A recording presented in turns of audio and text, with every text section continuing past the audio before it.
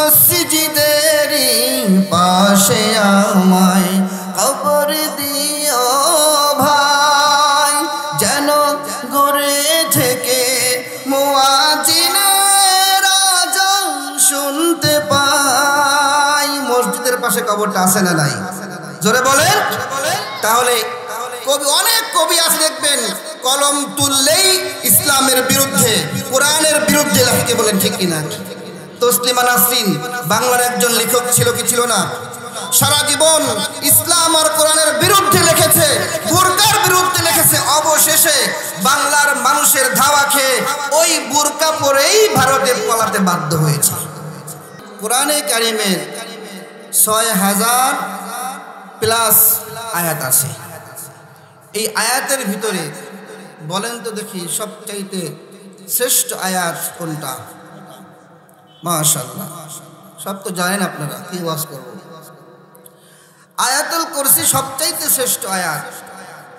আচ্ছা বলেন তো দেখি, কোরআনে সুদের আয়াত নাই, ঘুষের আয়াত নাই, আল্লাহ পাক রব্বুল আলামিনের যেই কাবা আমাদের হৃদয়ের স্পন্দন, এই কাবার আয়াত নাই, মদিনার আয়াত নাই, আল্লাহর হাবিব সাল্লাল্লাহু আলাইহি ওয়াসাল্লাম যিনি আল্লাহর পরে যার স্থান, সেই মহামানব, তার সম্পর্কে আয়াত নাই, জান্নাত জাহান্নামের আয়াত নাই। আর আকবরের মুসলমান ভালো করে লক্ষ্য করুন, আল্লাহ পাক রব্বুল আলামিনের কোরআনে পাকে জান্নাত জাহান্নামের আয়াত আছে। এরপরে আল্লাহর হাবিব সাল্লাল্লাহু আলাইহি ওয়াসাল্লামের আয়াত আছে। এমনকি আল্লাহ পাক রব্বুল আলামিনের নিজের আয়াত আছে অনেক। এত আয়াত থাকতে রব্বুল আলামিন এই সমস্ত আয়াতকে, জান্নাতের আয়াতকে, জাহান্নামের আয়াতকে, মক্কা মদিনার আয়াতকে, আল্লাহর হাবিব সাল্লাল্লাহু আলাইহি ওয়াসাল্লামের বিষয়ে যে আয়াত এসেছে, এই সব আয়াত থেকে একটা আয়াতকে শ্রেষ্ঠ আয়াত বানিয়েছেন। সেই আয়াতের নাম কি? জোরে বলেন। আয়াতুল কুরসি।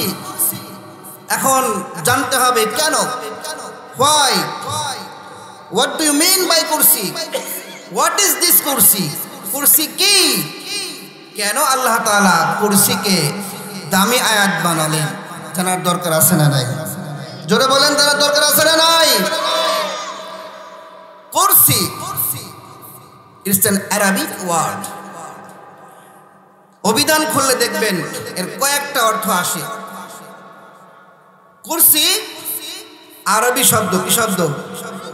আরবি শব্দ। বিভিন্ন ভাষায় আমরা জানি অর্থ আসে গদি, মসনদ, আসন, সিংহাসন।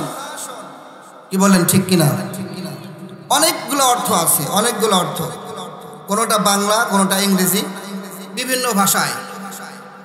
তাহলে কুরসি মানে আমরা যেটা যেই ভাষায় বলি চেয়ার, নাকি?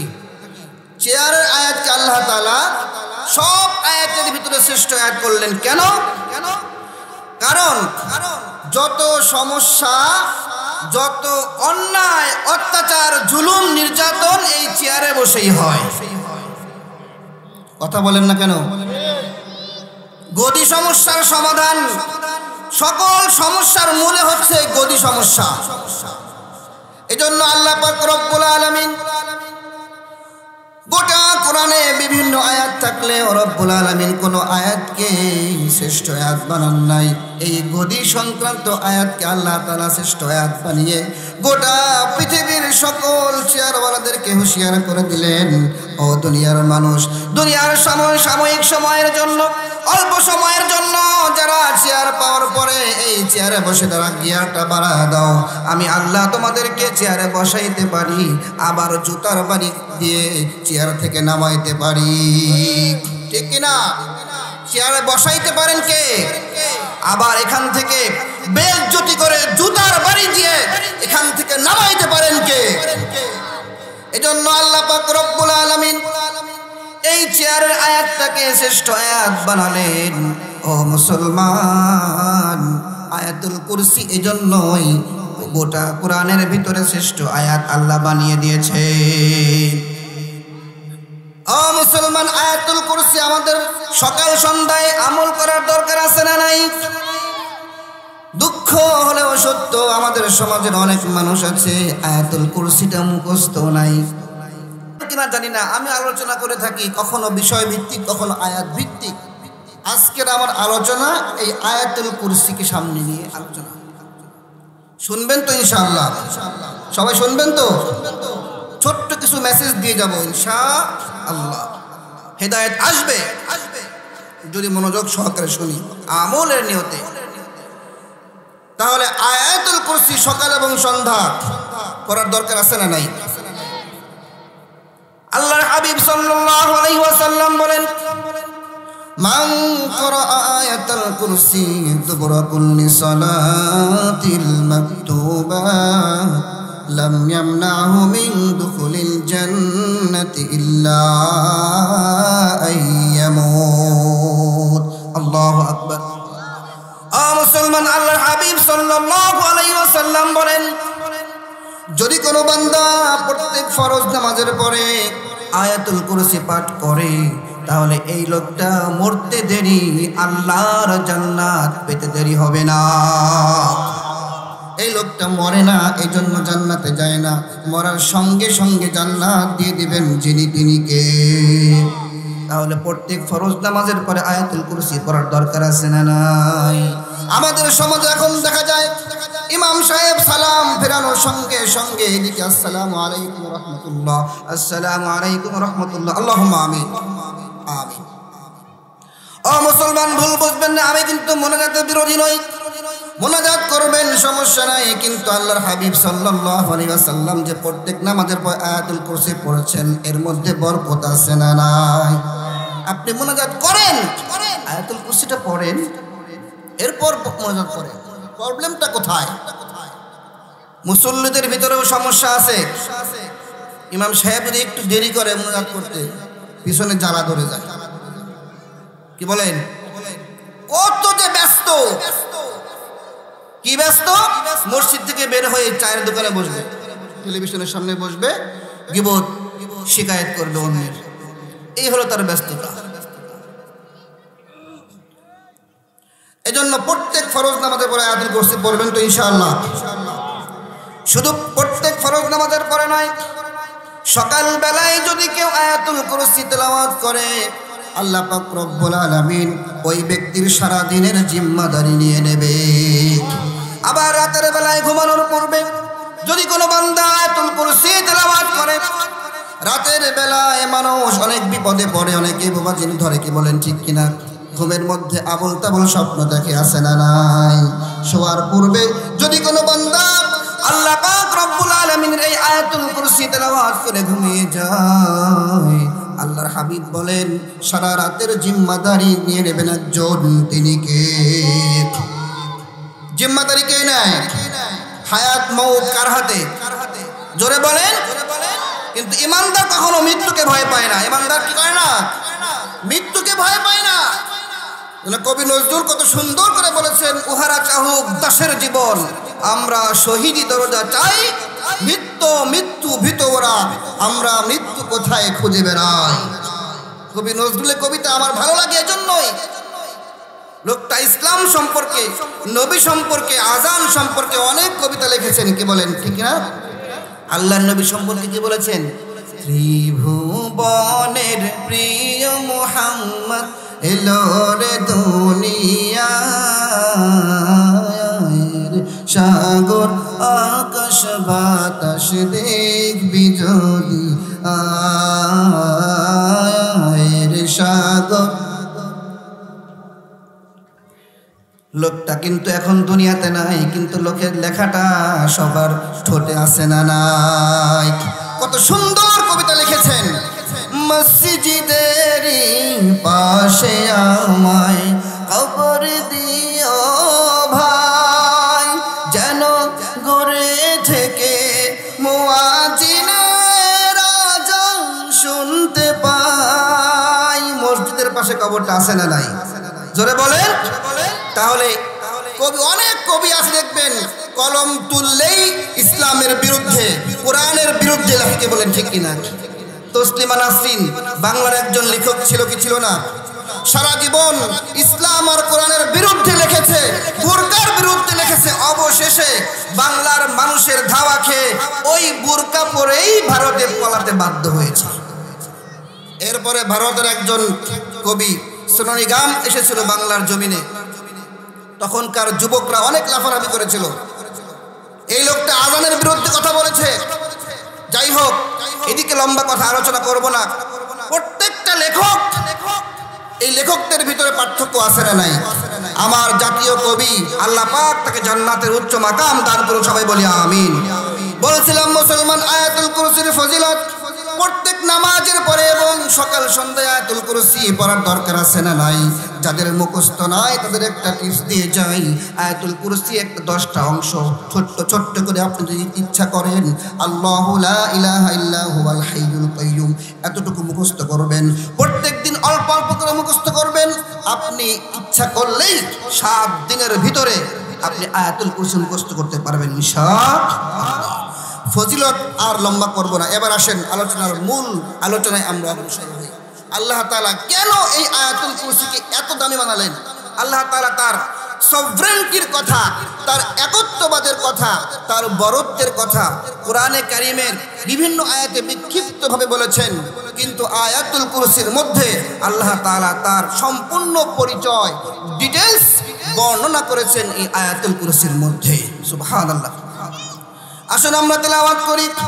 আল্লাহু লা ইলাহা ইল্লা হুয়াল হাইয়ুল কাইয়ুম লা তা'খুযুহু সিনাতুন ওয়ালা নাওম লাহু মা ফিস সামাওয়াতি ওয়া মা ফিল আরদ মান যাল্লাযী ইয়াশফা'ু 'ইনদাহু ইল্লা বিইذنিহি يعلم ما بين أيديهم وما خلفهم ولا يحيطون بشيء من علمه إلا بما شاء وسع كرسيه السماوات والأرض ولا يؤوده حفظهما وهو العلي العظيم। এই হলো আয়াতুল কুরসি। আয়াতুল কুরসির তরজমা, তাফসীর, ব্যাখ্যা আমি একসাথে করব ইনশাআল্লাহ। সর্বপ্রথম আল্লাহ তাআলা কি বলছেন? আল্লাহু লা ইলাহা ইল্লা হুয়াল হাইয়ুল কাইয়ুম। প্রথম অংশ আল্লাহু লা ইলাহা ইল্লা। ও মুসলমান, ভালো করে খেয়াল করুন, দেখেন দিলটা নরম করতে পারেন নাকি? গভীর মনোযোগ দিয়ে শুনবেন মুসলমান। আল্লাহ পাক রব্বুল আলামিন আয়াতুল কুরসির প্রথম অংশে রব্বুল আলামিন বলেন আল্লাহু লা ইলাহা ইল্লা। আল্লাহ ছাড়া কোনো ইলাহা নাই, কোনো মাবুদ নাই, ইবাদত পাওয়ার যোগ্য একজন। জোরে বলেন তিনি কে? আর জোরে বলেন তিনি কে? ইবাদত করব কার? আল্লাহর সঙ্গে কাউকে শরীক করা যাবে নাকি? ও মুসলমান, আল্লাহ পাক রব্বুল আলামিন কোরআনে হাকিমের 15 নম্বর পারা 3 নম্বর পৃষ্ঠা 7 নম্বর লাইন আল্লাহ পাক রব্বুল আলামিন বলেন ওয়া ক্বাদা রাব্বুকা আল্লা তা'বুদু ইল্লা ইয়্যা। জোরে বলি আল্লাহু আকবার। ইবাদত হবে কার? আল্লাহ পাক রব্বুল আলামিন যে ক্বাদা বললেন, মুফাসসিরিনে কিরামি ওয়াকদর ব্যাখ্যা করেছেন হচ্ছে সিদ্ধান্ত, রায় দেওয়া। রায় বোঝেন?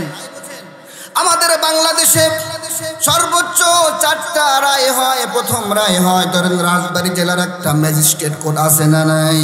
এই রাজবাড়ী জেলায় আপনার একটা মামলা আছে ম্যাজিস্ট্রেট কোর্টে। এই ম্যাজিস্ট্রেট কোর্ট থেকে আপনার বিরুদ্ধে রায় আসলো, আপনি মানি নাই কথা বলতে পারবেন না। আপনি সর্বোচ্চ বলতে পারবেন রায়টা আমার পক্ষে আসে নাই, বরং আমি ন্যায় বিচার পাই নাই, আমি উচ্চ আদালতে যাব। আছে জজ কোর্ট, আছে না নাই? জজ কোর্টে আপনি আপিল করতে পারবেন। সেখান থেকেও যদি আপনার বিরুদ্ধে রায় আসে, আপনি মানি নাই কথা বলতে পারবেন না। আপনি সর্বোচ্চ বলতে পারবেন আমি ইনসাফ হয় নাই, আমি ন্যায় বিচার পাই নাই, আমি উচ্চ আদালতে যাব। যান আপনি কোথায়? হাইকোর্ট। হাইকোর্ট আপনার জন্য খোলা আছে না নাই? আপনি হাইকোর্টে আপিল করার পরেও যদি সেখান থেকেও আপনার বিরুদ্ধে রায় আসে, আপনি যদি বলেন আপনি এই আইন আমি মানি না, তাহলে আপনার বিরুদ্ধে রাষ্ট্রদ্রোহী মামলা হয়ে যাবে।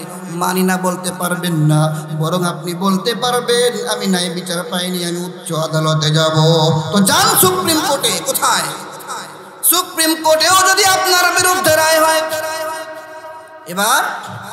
এবার যদি বলেন আমি মানি না, তাহলে আপনাকে হয়তো আদালতে থাকতে, জেলখানায় থাকতে হবে, না হয় বাংলাদেশ থেকে বের হয়ে অন্য কোথাও চলে যেতে হবে। ও মুসলমান, দুনিয়ার রায় আপনি না মানলে হয়তো বাংলাদেশ ছাড়া বিভিন্ন অন্য কোনো দেশে আপনার একটা অপশন আছে, কিন্তু আল্লাহ পাক রব্বুল আলামিন যে বললেন ওয়াকাদা, আমার সিদ্ধান্ত কি সিদ্ধান্ত? রব্বুকা আল্লাহ তা'বুদু, একমাত্র আমার ইবাদত করতে হবে, এটা আমার সিদ্ধান্ত, এটা আমার রায়, আমি আল্লাহ পাক রব্বুল আলামিন রায় দিয়ে দিয়েছি। আর যদি এখন আপনি বলেন আমি আল্লাহর রায় মানি না, আল্লাহ বলছেন তাহলে আমার দুনিয়া থেকে, আমার জমিন থেকে বের হও। কোথায় যাবা? যেখানে যাবা ওইটাও তো আমার। কোথায় যাবা?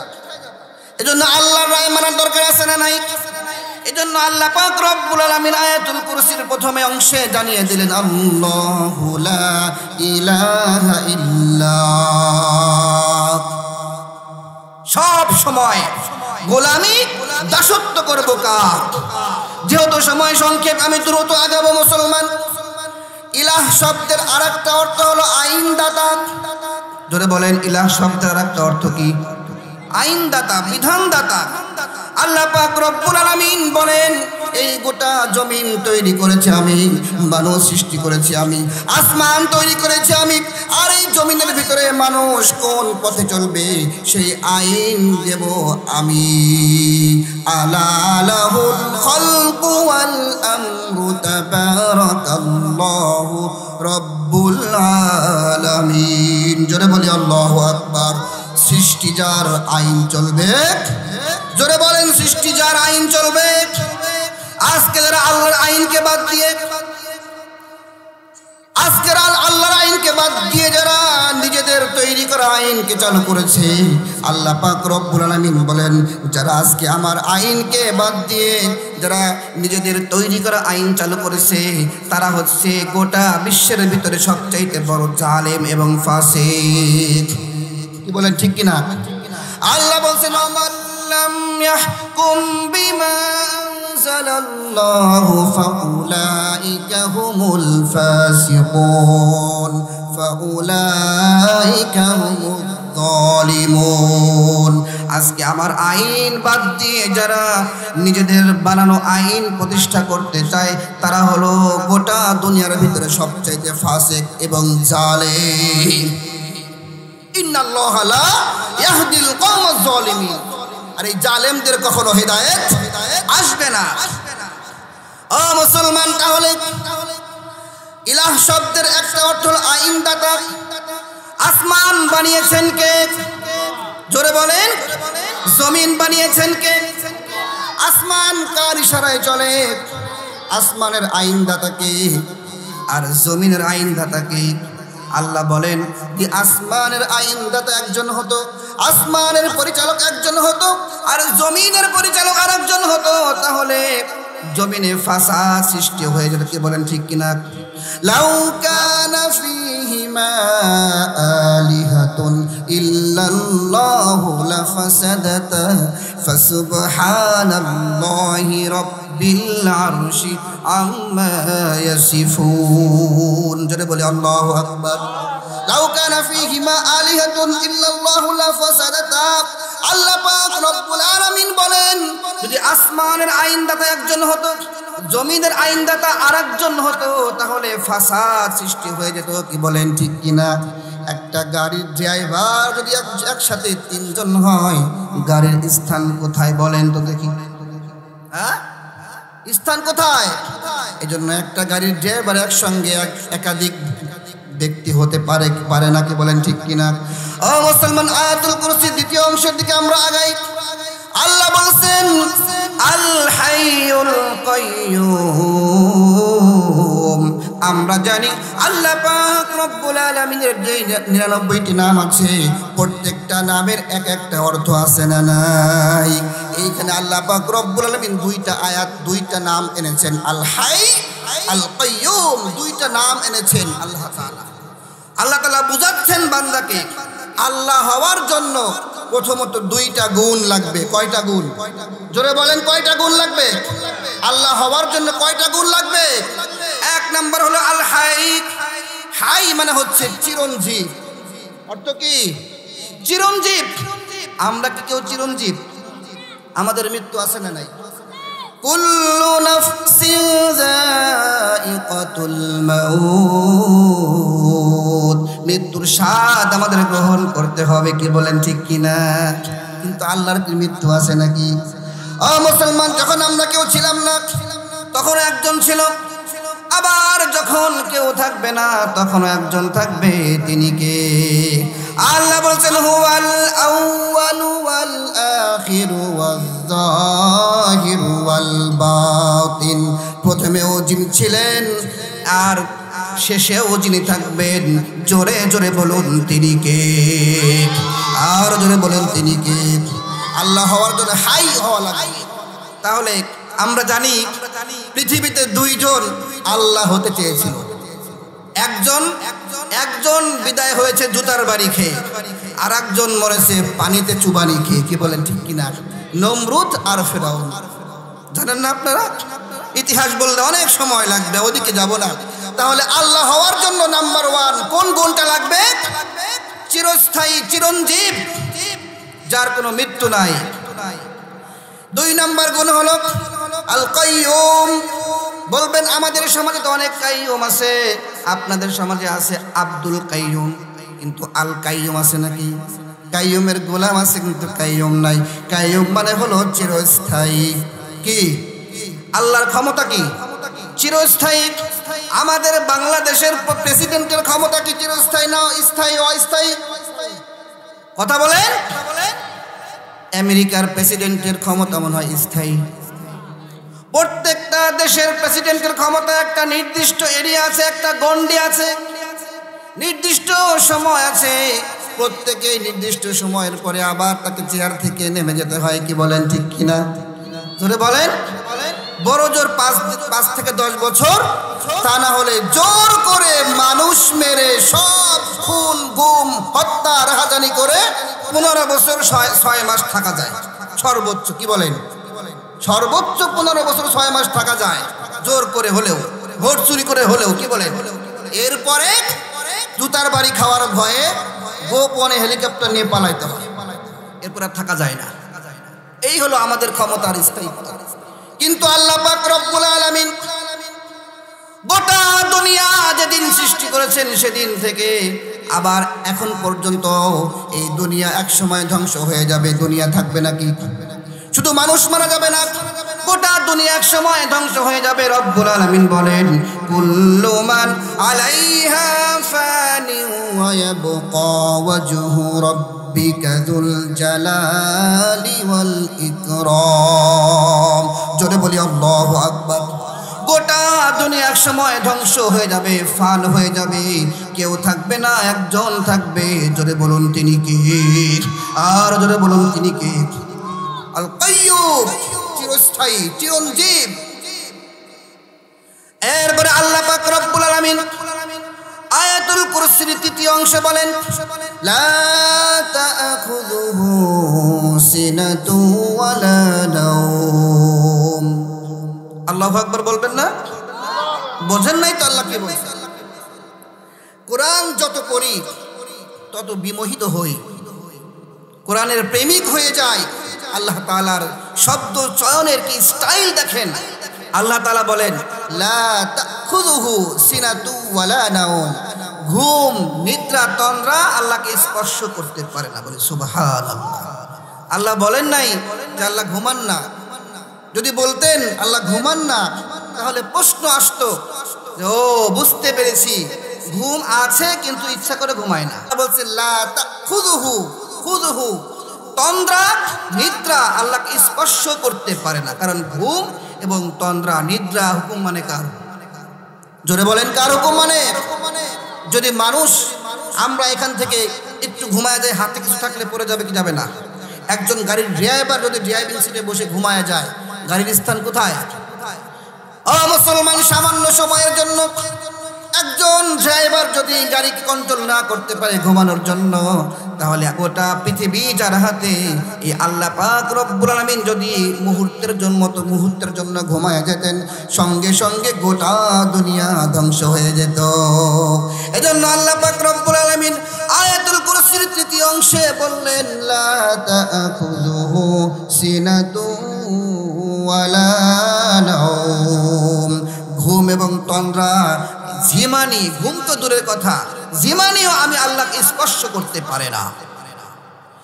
এরপরে আল্লাহ পাক রব্বুল আলামিন আয়াতুল কুরসি চতুর্থ অংশে বললেন, লাহু মা ফিস সামাওয়াতি ওয়া মা ফিল আরদ।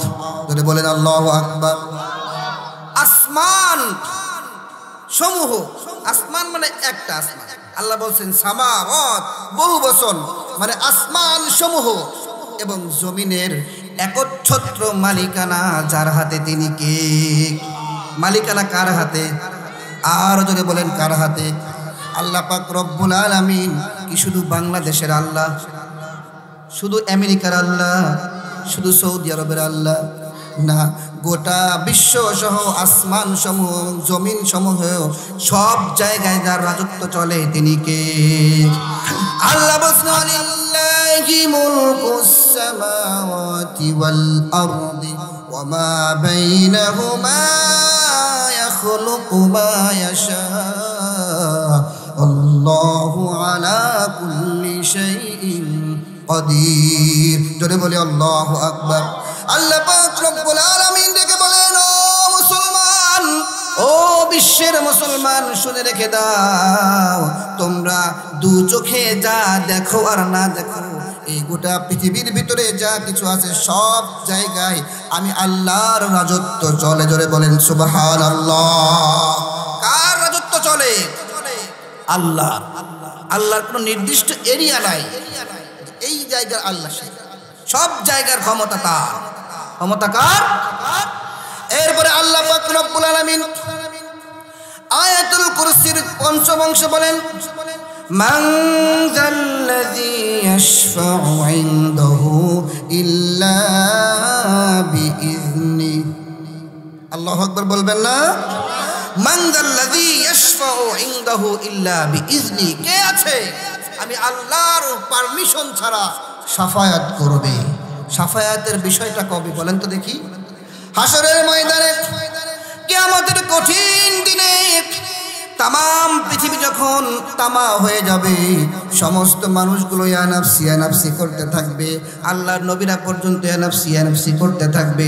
সেই কঠিন বিভীষিকাময় মুহূর্তে আল্লাহ পাক রব্বুল আলামিন সর্বপ্রথম একজনকে শাফায়াতের পারমিশন দিবেন। জোরে বলুন তো তিনি কে?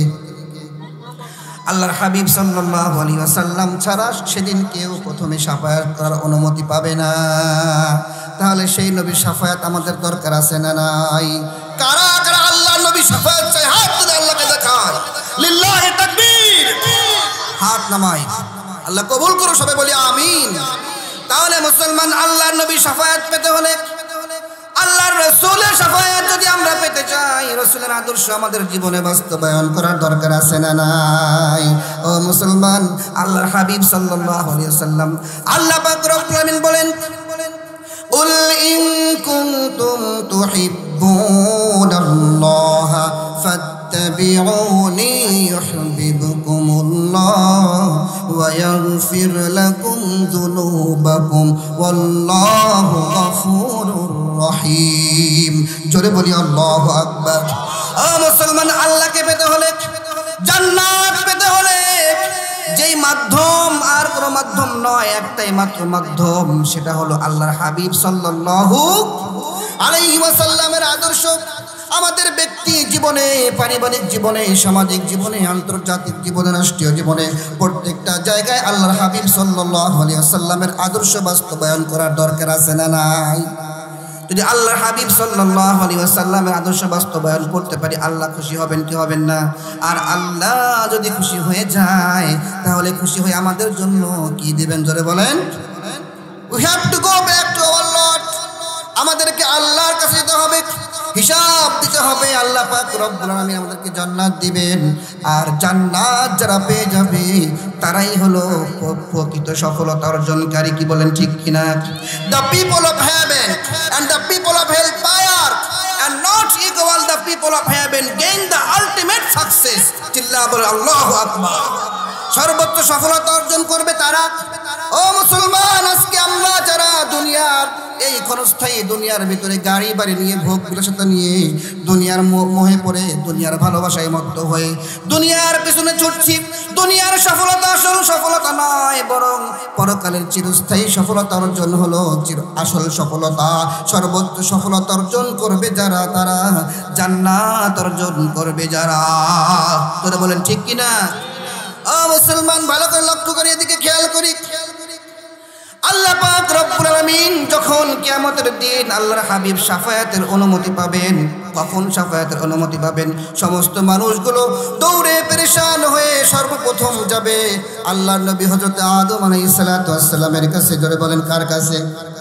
আদম নবী বলবেন আমি পারবো না, কারণ জান্নাতের ভিতরে আমি নিষিদ্ধ গাছের ফল খেয়েছিলাম, যার কারণে এখন আমি ইয়ানাফসি করছি। আমার কি বিচার হবে আমি জানি না, তোমরা চলে যাও আমার সন্তান নূহের কাছে। লোক সকল দৌড়ে চলে যাবে নূহ আলাইহিস সালাতু ওয়াস সালামের কাছে।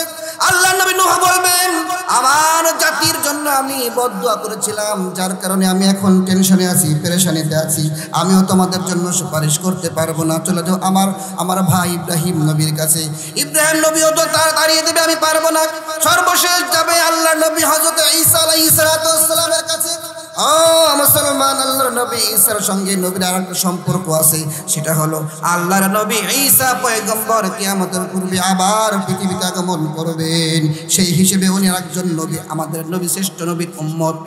সেই হিসেবে উনি তাড়িয়ে দেবেন না, বরং সকলকে একসঙ্গে করে সবাই দলবদ্ধ হয়ে আল্লাহর নবীর কাছে যাবেন। আল্লাহ নবী মাকামে মাহমুদের কাছে সিজদায় পড়ে আল্লাহর কাছে কান্না করছে। অন্যদিকে আল্লাহ পাক রব্বুল আলামিন ফেরেশতা পাঠিয়ে দেবেন, ও ফেরেশতারা যাও, আজকে আমি বিচারের কাজ করব, আমার পাশের চেয়ারে আমার হাবিব না বসা পর্যন্ত আমি বিচারের কাজ শুরু করব না। সুবহানাল্লাহ বলুন। ফেরেশতা এসে আল্লাহর নবীকে ডাকবেন। আল্লাহ নবী মুহাম্মদুর রাসূলুল্লাহ সাল্লাল্লাহু আলাইহি ওয়াসাল্লাম তখন সকলকে নিয়ে আল্লাহর সামনে যায় বলবেন, ও আল্লাহ, আপনার চেয়ারের পাশে আমি বসবো না ততক্ষণ আমার একটা পাগলা গুনাহগার উম্মত জাহান্নামে থাকবে যতক্ষণ। আল্লাহ পাক রব্বুল আলামিন বলবেন তাহলে আপনি কি চান? বলে শাফায়াতের অনুমতি। আল্লাহ পাক রব্বুল আলামিন তখন আল্লাহর হাবিব সাল্লাল্লাহু আলাইহি ওয়াসাল্লামকে শাফায়াতের পারমিশন দিবেন আর বলবেন, নবী গো, আজকে আপনি যাকে খুশি যাকে ইচ্ছা আপনার উম্মতের ভিতরে বাছাই করে আপনি জান্নাতে পাঠায়া দেন।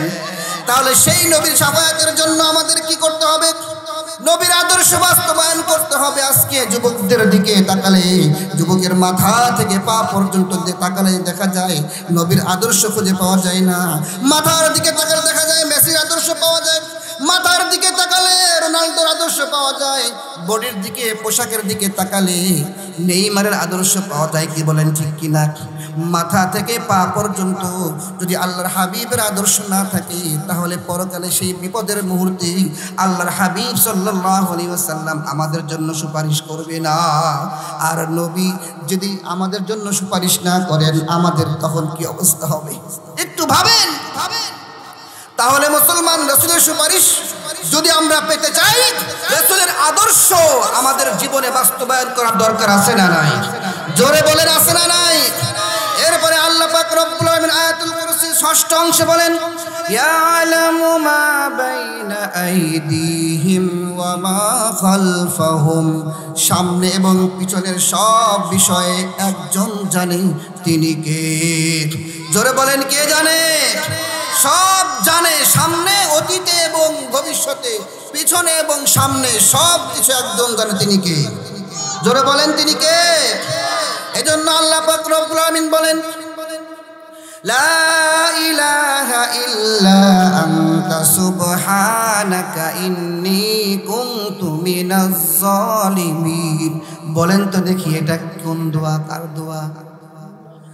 আল্লাহর নবী হযরত ইউনূস পয়গম্বর গভীর সমুদ্রের তলদেশে মাছের পেটের ভিতর থেকে যে ডাক দিয়েছিলেন, লা ইলাহা ইল্লা আনতা সুবহানাকা ইন্নী কুনতু মিনাজ জালিমিন। আল্লাহ নবীর ইউনূসের এই ডাক নবমণ্ডল ভূমণ্ডলের কেউ না শুনলেও একজন শুনেছেন, তিনি কে?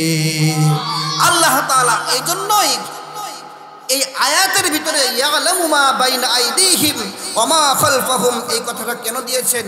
আরো একটা কারণ, আল্লাহ তাআলা পিছনে সামনে গোপনে বান্দা যা করে সব দেখেন, জানেন তিনি কে। এজন্য মুসলমান গভীর রজনীতে রাতের অন্ধকারে লোকচক্ষুর অন্তরালে ঘরের মধ্যে দরজা বন্ধ করে ল্যাপের তলে শুয়ে শুয়ে তুমি যে মোবাইলটা চালাও, মোবাইল নিয়ে এখন ইন্টারনেটের যুগ, ফেসবুকের ভিতরে ইউটিউবের ভিতরে তুমি পর্নোগ্রাফি দেখো, অশ্লীল ভিডিও দেখো, দুনিয়ার কোনো মানুষ না জানলেও একজন জানে, তিনি কে? ওয়া আম্মা মান খাফা মাকামা রাব্বিহি ওয়া নাহান নাফসা আনিল হাওয়া ফাইন্নাল জান্নাতা হিয়াল মাওয়া। জোরে বলি আল্লাহু আকবার। যদি আমরা এই ভয় অন্তরে রাখতে পারি, আমি যে অন্যায় করছি গোটা দুনিয়ার কেউ না দেখলেও একজন দেখে, তিনি কে? আল্লাহ পাক আমাকে দেখছেন, এই ভয় আমরা যদি অন্তরে লালন করতে পারি তাহলে ফাইনাল জান্নাতা হিয়াল মাওয়া, আমাদের জন্য জান্নাত বরাদ্দ রেখেছেন যিনি, তিনি কে? জোরে বলেন, তিনি কে? ও মুসলমান, সংক্ষেপ করছি। এরপরে আল্লাহ পাক রব্বুল আলামিন আয়াতুল কুরসির সপ্তম অংশে আল্লাহ পাক রব্বুল আলামিন বলেন, يعلم ما بين أيديهم وما خلفهم ولا يحيطون بشيء من علمه إلا بما شاء। জোরে বলি আল্লাহু আকবার। এই যে প্রথমে বললেন ইয়ালামু মা বাইনা আইদিহিম ওয়া মা খালফাহুম, সামনে পিছনে গোপনে প্রকাশ্যে যা করো সব কিছু একজন দেখে এবং জানে, তিনি হচ্ছেন একজন আল্লাহ তাআলা। এরপরে আল্লাহ তাআলা বলছেন ওয়ালা ইউহিতুনা বিশাইইন মিন ইলমিহি ইল্লা বিমা শা, তবে আল্লাহ পাক রব্বুল আলামিন যতটুকু জ্ঞান মানুষকে দান করেন অতটুকু জ্ঞানের অধিকারী মানুষ হয়। কি বলেন, ঠিক কিনা? এজন্য যারা প্রকৃত জ্ঞানী, প্রকৃত বুদ্ধিমান, যারা জ্ঞানী, যারা আল্লাহর পক্ষ থেকে যারা জ্ঞান লাভ করে, আল্লাহকে যারা ভয় করে, তারা কখনো অহংকার করে না। যারা জ্ঞান লাভ করার পরে অহংকার করে, বুঝতে হবে এটা শয়তানের মুরিদ। কার মুরিদ? রহমানের বান্দা যারা, তারা কখনো জ্ঞান লাভ করে অহংকার করে না। নিজেকে বড় বড় বলে একটা তাকাব্বুর, আমি আমি আমি একটা ভাব আছে না নাই? একটু লেখাপড়া করছে, শিক্ষিত হয়েছে, ওরে বাবা অহংকারের শেষ নাই। একটু এলেম অর্জন হয়েছে, আমাদের আলেমদের মধ্যেও আছে না নাই? অনেক আলেম আছে, একটু এলেম অর্জন করেছে তো অহংকারের শেষ নাই। রহমানের প্রকৃত বান্দা যারা, তারা কখনো অভদ্র অসৎ আচরণ করে না, নম্রভাবে চলাফেরা করে। এই কথাটা আল্লাহ পাক রব্বুল আলামিন সূরা ফুরকানের মধ্যে উঠিয়ে দিয়েছেন। আল্লাহ পাক রব্বুল আলামিন বলেন, ওয়া ইবাদুর রহমানিল্লাযীনা ইয়ামশুনা আলাল আরদি হাওনা ওয়া ইযা খাতাবাহুমুল জাহিলুনা ক্বালু সালামা। জোরে বলি আল্লাহু আকবার। রহমানের প্রকৃত জ্ঞানী বান্দা তারা, জমিনে ভদ্রভাবে চলাফেরা করে তারা। জোরে বলি আল্লাহু আকবার। এরপরে আল্লাহ পাক রব্বুল আলামিন বলেন, ওয়ালা ইয়াউদুহু হিফযুহুমা ওয়াসিআ কুরসিয়্যুহুস সামাওয়াতি ওয়াল আরদ। এই চেয়ারটা কতটুকু বলেন? 2.5 ফিট বা 3 ফিট? আল্লাহ বলেন ওয়াসিআ কুরসিয়্যুহুস সামাওয়াতি ওয়াল আরদ, আমি আল্লাহর কুরসি, আমি আল্লাহর চেয়ার আসমান এবং জমিনকে পরিব্যাপ্ত করে আছে। বলেন সুবহানাল্লাহ। গোটা আসমান সমূহ এবং জমিন সমূহ আল্লাহর চেয়ার পরিব্যাপ্ত করে আছে। ও দুনিয়ার চেয়ারওয়ালারা, সাবধান হয়ে যাও। আল্লাহ তাআলা এই জন্য আয়াতুল কুরসিকে শ্রেষ্ঠ আয়াত বানিয়েছেন। আর একটা কারণ, ওহুয়াল আলিয়্যুল আযীম। আল্লাহ বলছেন, আমি সুউচ্চ, আমি সুমহান, আমার সঙ্গে কারো তুলনা চলে না, এই হলাম আমি। আয়াতুল কুরসির মধ্যে আল্লাহ তাআলা তার ডিটেলস তার সভরেন্টির কথা আলোচনা করে আল্লাহ তাআলা আয়াতুল কুরসিকে শ্রেষ্ঠ আয়াত বানিয়েছেন। বলেন সুবহানাল্লাহ। আল্লাহ তাআলা আমাদের সকলকে আয়াতুল কুরসির ভিতরে থাকা কথাগুলো জীবনে বাস্তবায়ন করার তৌফিক দান করুন। সকলে বলি আমিন। ওয়া আখির দাওয়ানা আনিল হামদুলিল্লাহি রাব্বিল আলামিন। আসসালামু আলাইকুম ওয়া রাহমাতুল্লাহি ওয়া বারাকাতুহু।